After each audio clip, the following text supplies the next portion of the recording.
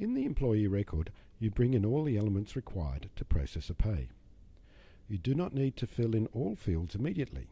Just fill in the minimum requirements now and complete the other details later. On the Personal tab, make sure you have a name entered and a date of birth.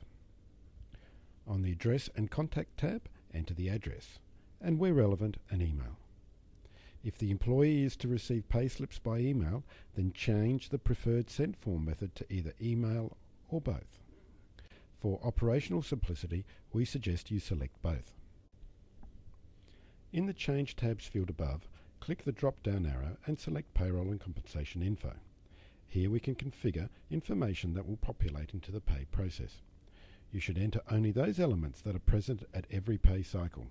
Irregular items can be added during the pay process. In the Earnings table, enter direct wages and salary items like ordinary time earnings, leave items, bonuses, time in lieu of pay items. If you select salary, then in the second column, enter the annual pay amount. Reckon Accounts Hosted will calculate the amount of pay for the pay period.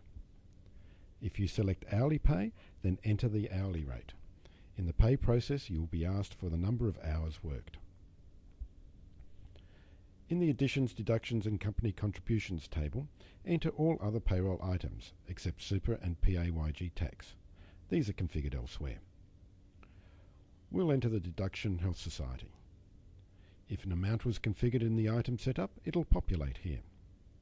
If the amount is to be different or was blank, enter the amount to be deducted for this employee.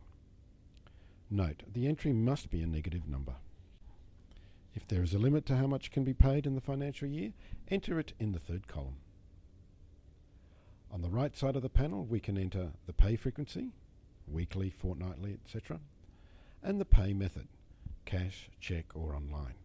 Please note, online refers to sending payment instructions to your bank via ABA files, created by Reckon Accounts Hosted and uploaded to your business banking internet portal. Further down are 4 key buttons.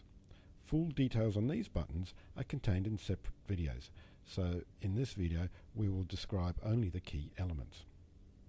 Click on Taxes to choose a PAYG tax scale to use. For guidance on the correct settings for your employee, you should talk with your accountant.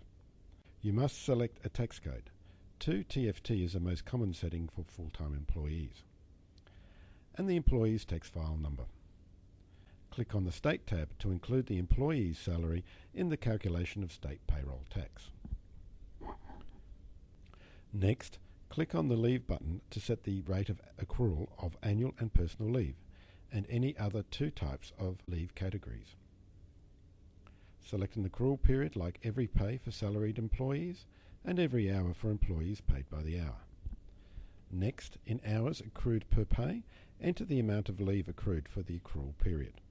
For instance, it may be something like 2.92 hours per pay, or 0.07692 per hour worked. You should also tick the box Leave Liability.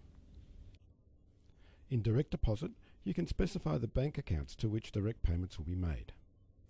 Finally, in super, you can select the super items that are relevant. You must enter the Super Guarantee payroll item and the rate will automatically populate here.